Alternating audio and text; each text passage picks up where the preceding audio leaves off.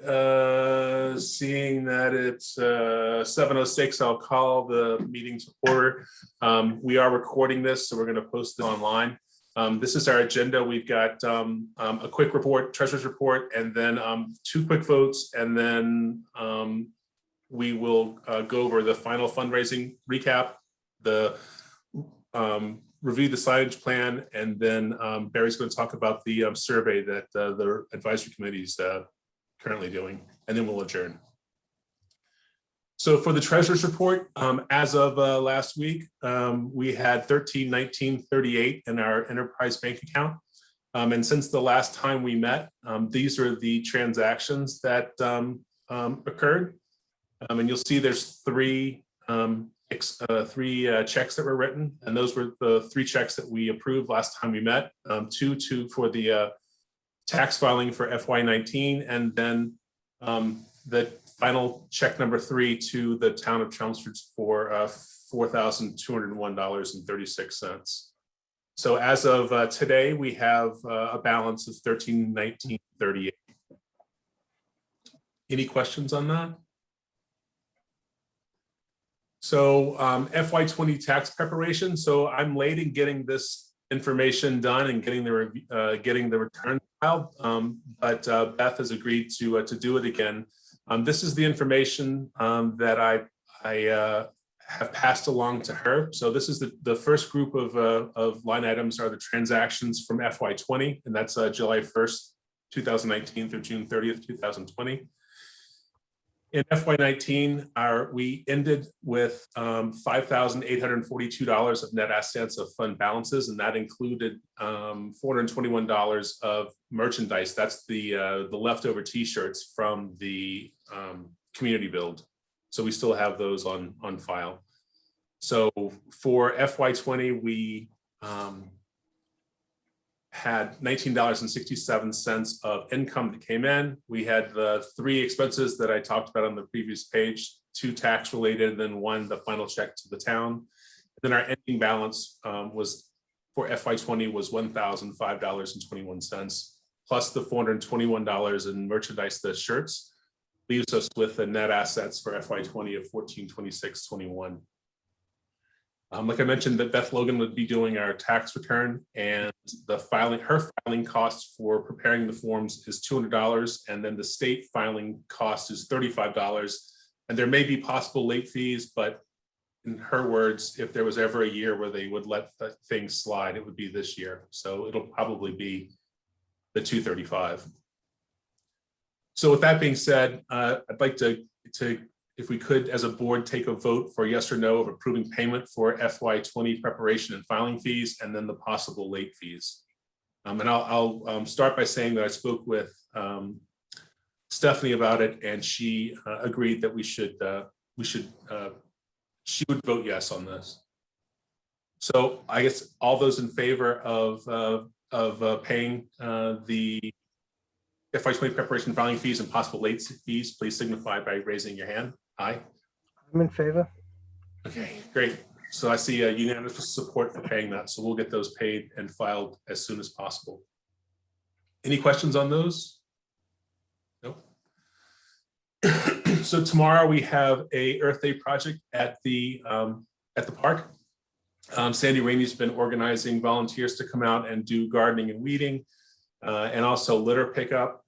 And then we also have arranged to have 10 yards of wood chips, tree chips, delivered to the park that can be spread on the trails to kind of cover up some of the roots and stuff that have worn through. So we've got a crew of people showing up tomorrow, probably 5 to 7 people showing up that are going to work specifically on spreading the chips, and then the rest of the people, it's going to be, some people coming in throughout the day to help Sandy do gardening, and then also kids and stuff to walk around and pick up trash along the trails and along the edges of the fields and in the playground. So for our needs, if wanted to see if we were in agreement that we would pay for the delivery of 10 yards of the ground tree chips from Community Tree for $100. Are there any questions on any of this first before we take a vote? No? So I guess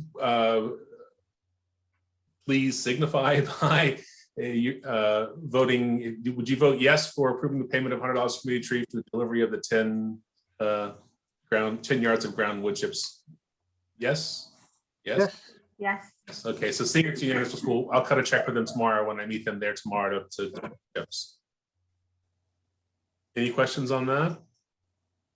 No. So just since we cut our since the last time we talked, we cut the last check to the town for the final payment for fundraising. And this is just a recap of the total amounts that we were able to raise and then distribute to the town. So we gave the town $90,000, over $90,000 specifically for the playground. We delivered over $170,000 in both cash and sweat equity for the playground, and then our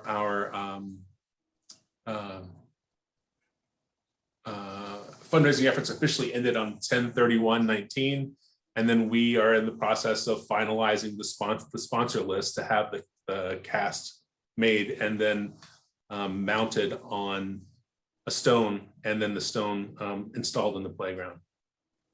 So all in all, I do have a question here because I'm not used to looking at these figures. So I see the payments going back to the town, and what's the 170K total value? You got in-kind donations and community build value.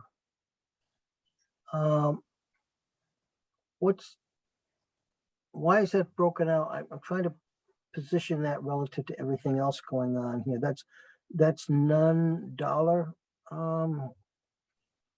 contributions. Is that what we're looking at here?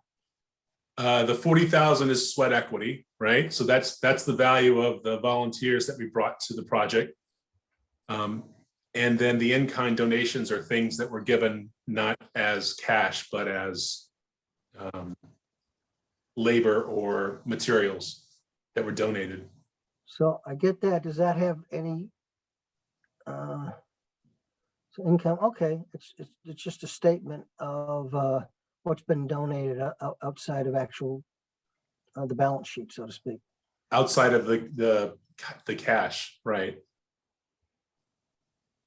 So, I mean, the way that I see it is that it's $90,000 in monies, cash, and then the remainder is in value added, non-cash, but still value to the project.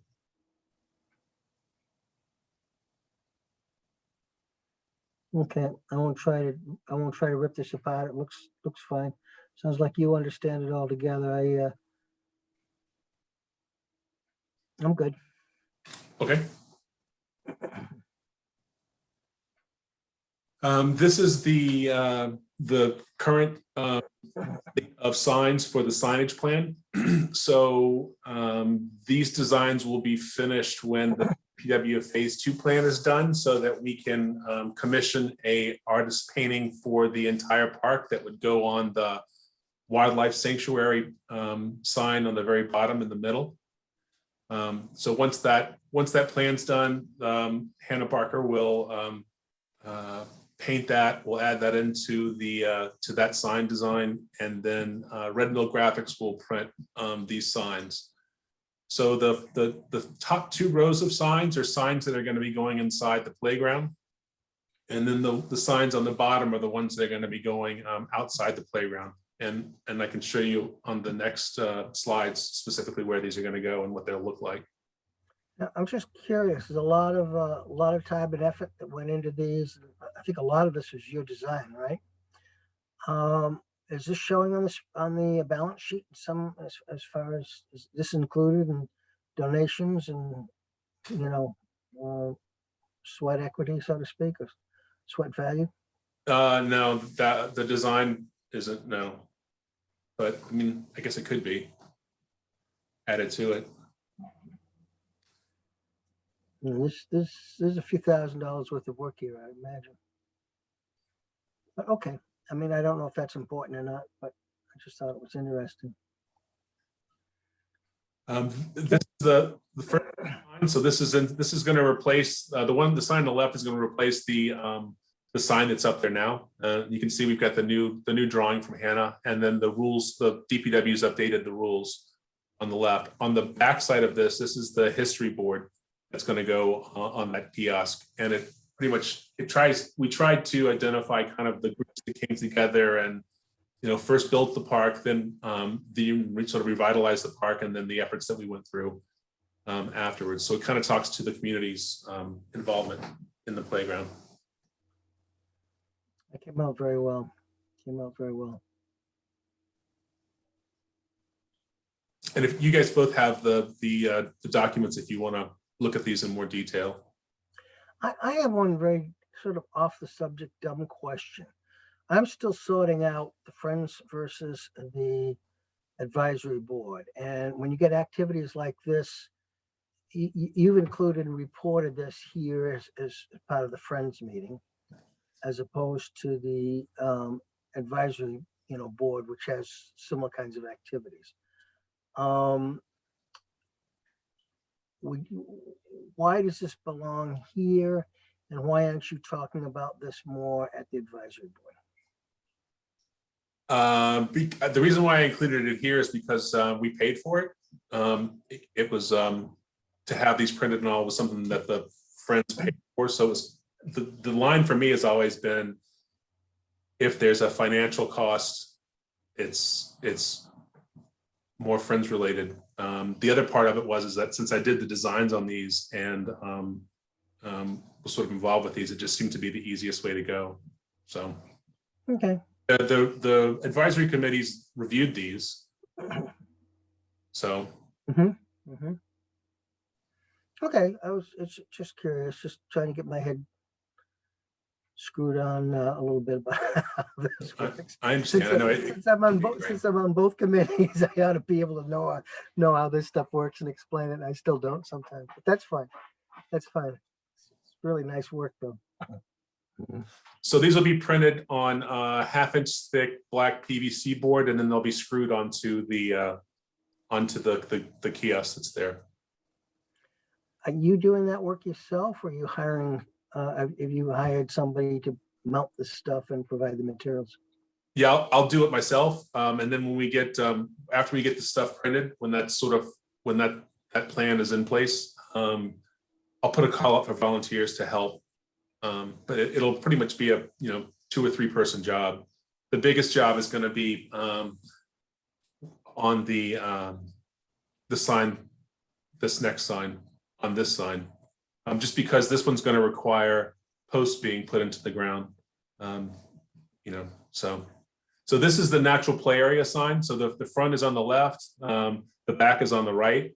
Each one of the pictures corresponds to a track that's in place, that's cast in the bluestone pathway on the bottom left-hand side.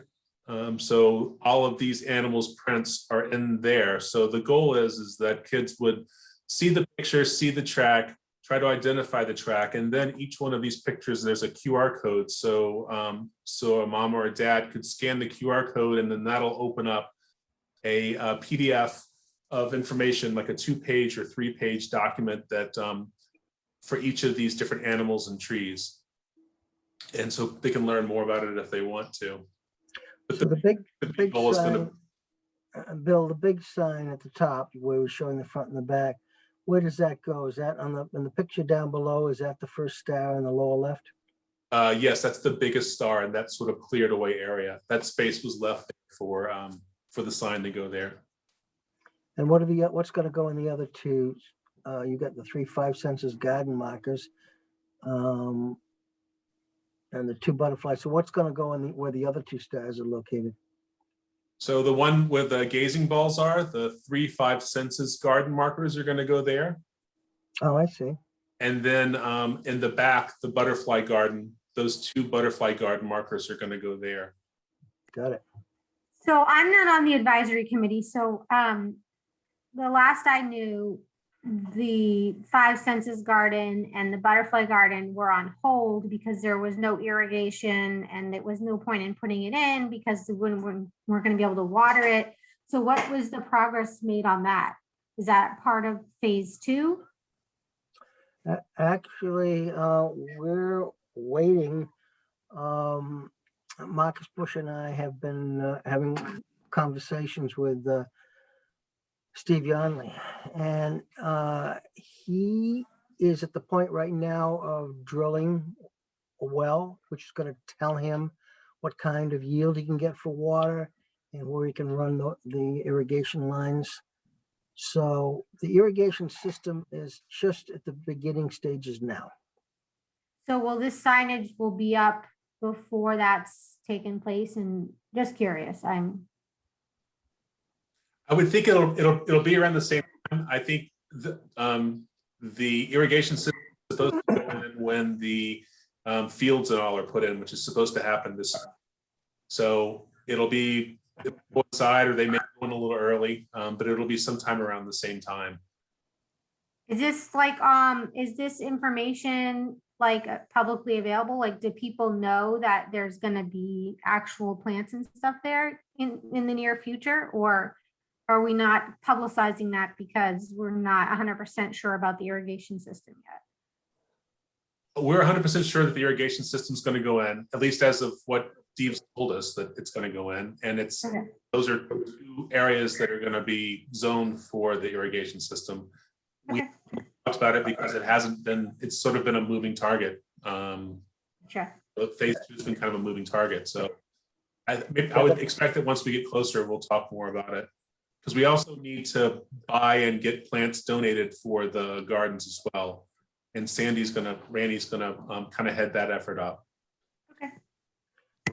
But Heather, I know Steve has been drifting a little bit. The pandemic has put a load on him, and it's caused everything to shift, and that's no surprise. But even in recent weeks, I notice he is drifting away from his targets. So, we don't really know how quickly he's going to be going forward. He's working right now on getting the ball fields in, getting the ground graded and leveled, putting in the exercise equipment. There's a lot of stuff that he's doing. And so how this all fits and plays together in terms of timelines, I'm not clear. I don't know. Bill may have a better idea, but from talking to Steve, I think it's a little bit loosey right now as to, when things happen.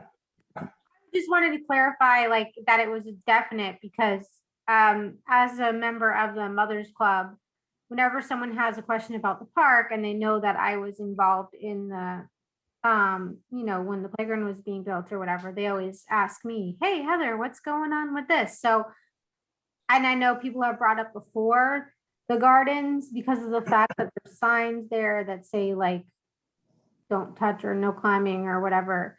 And people were like, what the heck is this here for? Because there's nothing there. So they didn't realize that it was going to eventually be, something specific. So that now we can say, soon there's going to be these nice things there. It's just a nice, nice thing to know. And there's also the plan still alive for the kinetic sculpture to go into that back area as well. That's just kind of got its own timeline as well. So at some point, all these things will kind of come together. But everything that you see is still planned, and the irrigation system's still planned. And I think the last that we've heard, the building of the exercise circuit, walking track, and fields should still happen in the spring. That's what I think. In fact, the exercise equipment has been bought, and we've had dialogue with Steve about which stations are going to go where. So that should be happening at some point in the very near future. And so just to get back to the signs, so that's the front of the natural play area, identifying the different parts of the natural play area and that top part, and then encouraging people to walk on the trails and to explore the trails below it. The back is broken into the two different categories. One is the animal tracks, which matches up to the bluestone pathway, and then the other is the tree walk trees. So if you scan the QR code and map of where all these different trees are located in the park, and then same thing as the animal things, it'll pull up a fact sheet about a particular tree. So if you walk around the park, you'll see some of these trees. There's 12 trees that have these little tags on them, and there's a couple in the playground itself too. So you can scan them and then pick up information about the particular trees. Any questions on any of these, brother? These are the signs that are outside of the playground.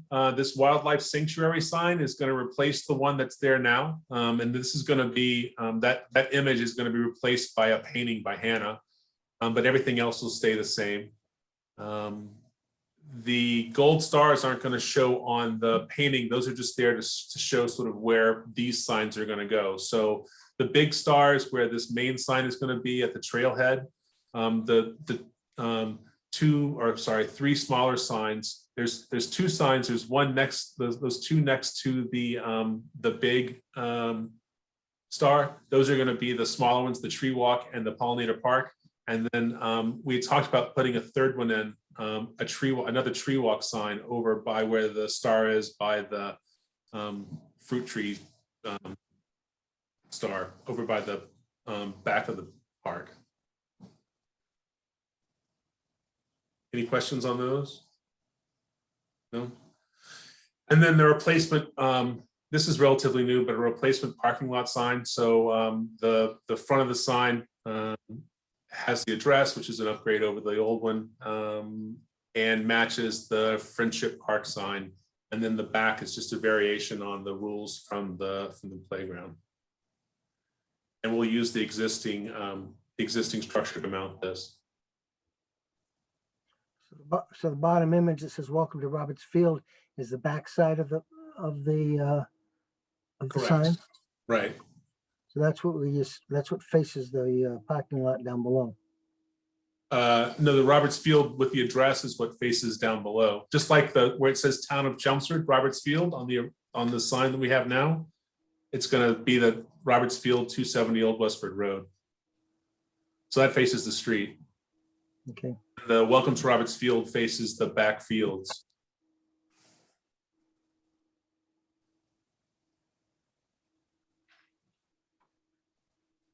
Any questions on those? No? Looks good. It's consistent. I think it'll give the whole park a consistent feel. And then the last thing we wanted to talk about was, Barry, you wanted to talk about the survey. Sure. Bill, you can, it's probably just as easy if you go ahead and Okay, so go ahead. I was going to say, so what we did is we wanted to do a survey, Heather, in order to give the information needed to apply for grants. And we were hoping to have enough to show enough regionality, or in other words, users from outside of Chelmsford. Don't know if we've accomplished that. But Adele Stavis is working on a few opportunities to try to get more funding for the park. And so we set up the survey. It ends coming up in a few days on the 24th. And the next couple of slides just give you a sense of what we've gotten from the survey. This slide shows the demographics, it shows the towns, and it shows how many people have come in. Not shown here, I put up links, posts in about, I don't know, maybe 20 Facebook groups, a couple in each town, to get people to take the survey. And so ultimately we've got up to 261 right now, which is not a lot, but it gives us something. And we're showing, well, the pie chart pretty much gives you the picture. You got a lot from Chelmsford, and the next biggest pie is North Chelmsford. And one of the things Bill and I talked about offline is maybe eventually, once the pandemic is settled a little bit more, is actually approaching people in the playground.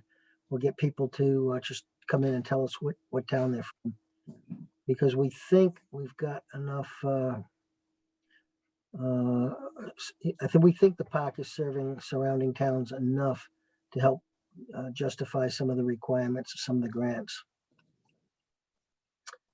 So that's all I have on that, unless you want to.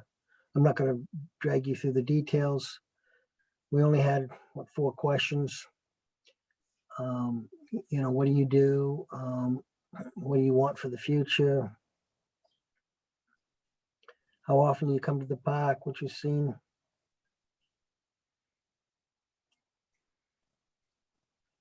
And I could forward you this information, Heather, if you want to actually see the spreadsheet that has this, the raw data on this. No, it's okay. I think it's We just want to let you know this is something we did. also, I have a copy of the slides so I can see it from there. Yeah.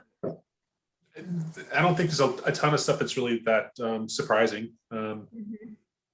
It's mainly Chelmsford users that I think we've sort of tapped into initially, and it shows people go there to bring their kids there right now and walk on the trails, and so it's kind of getting used the way we would think it would have been used now. So I think Adele had initially thought that if we could identify it more as a regional draw, that there might be other state grants that might be available to us. So I think that's trying to put together some sort of a in-person survey later on when it becomes safer to do so.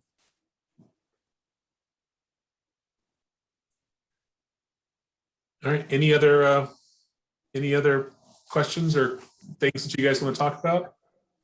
Just that I did email the town about the sandbox toys, and he didn't really answer my question as to when they would be back. He just confirmed that they were taken away because of COVID.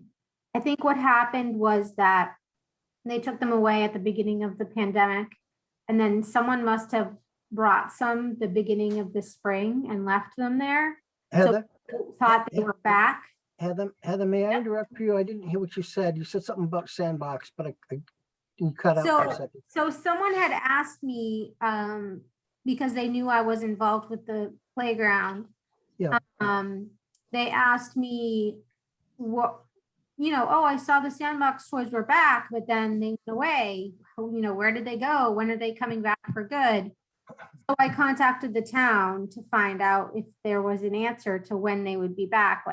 Once, I don't know what they would have given me as a criteria. I don't even know if they have a criteria, but they didn't really answer the question. I think that the confusion just came from because I think someone had left some toys. Some person from the general public had probably left or tried to donate some sandbox toys and just left them at the playground.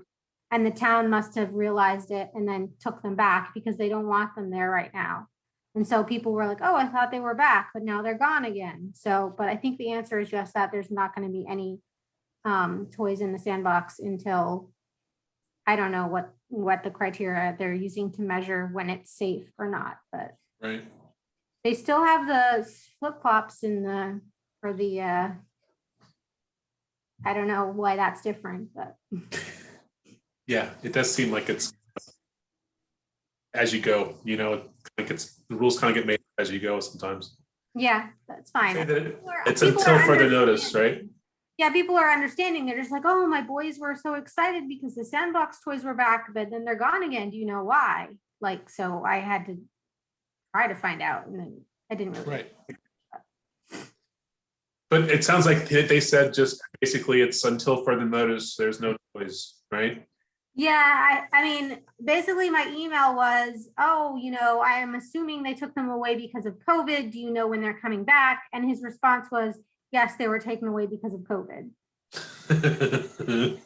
So I don't know if he didn't fully read my email or if he just didn't want to give an answer, but yeah, until further notice is just the response we should tell people, I guess. I would guess that it's probably mandated by the state's Oh, yeah, thing, you know, and then the Board of Health is gonna ultimately weigh in on it, and then it'll trickle down to them as to what they can and can't do. right. It's just a question of like, we already know what the criteria, like, is there a certain measurement they're waiting for, like number of cases, or, you know, when the mask ban is lifted, like what, do we know that yet, or do we not? I have no idea. Yeah, I don't think anybody does. Yeah. Or nobody's willing to say it out loud, at least. Right. All right, any other things you guys wanted to talk about or cover off on? No, that's all I've got. Barry, nothing? I don't have anything more. No, thank you. Nice, Okay. Nice job on everything. Great. Well, thank you guys for taking the time to meet tonight. I'll write those, I'll get the taxes filed and write the check for the mulch tomorrow. If you want, you can join us just to kind of be outside. It's going to be chilly, I think. Tomorrow? Yeah, Oh, boy. it's supposed to be like in the 40s, I think, but it's supposed to feel like it's in the 30s. So I would join you, except that tomorrow is my mom's day off and I get to do whatever I want without the kids. So sorry, not my first choice. Ooh. that's your first choice. Getting my hair done and things like that, you know, I sorry. hear you. To be honest, it's not my first choice either, but you know, we'll see. All right. All right, well, we will be meeting more frequently. I don't know, moving forward, I think our fundraising may be invoked at some point in the future. I know that the shade pavilion isn't included in phase 2 improvements, the pondside shade pavilion, and that's something that I think there's a great interest in having installed. It's just going to require fundraising, so that may be something that this group takes on in the near future. We've got the $1,000 in the account, and we get a few dollars here and there, as you can see from the other slides, from Amazon and some Spreadshirt sales. So I think we have enough to kind of cover our tax expenses, which are pretty much it, with the occasional, you know, mulch filling thing Yeah, for the next few years. The other So- thing that we'd like to do is an enclosure for the toilets. I know, Bill, you'd identified that as sort of a community project. I don't know whether that can be done that way. I've actually got a feeler out to a developer who hasn't gotten back to me on this as to what something like that might cost to be done professionally, but it's it'd be another thing. And I know the toilet facilities is a big one for the public. The nicer, I agree. the better. Yeah, and if we need to, you know, if we need to be the vehicle to raise funds for those things, I think, you know, we're there. We're just going to need somebody to come on board to head that up, to head the fundraising part of it up, because that's a big job, and I don't particularly have appetite to do it, but somebody. So, all right. Well, if there's nothing else, I'll go ahead and adjourn the meeting. I guess all in favor of adjourning the meeting, if you'll say aye. Aye. Aye. Aye. Great. Well, thank you again for everything, and enjoy the night. Thank you. All right. Talk to you guys later. All right, bye.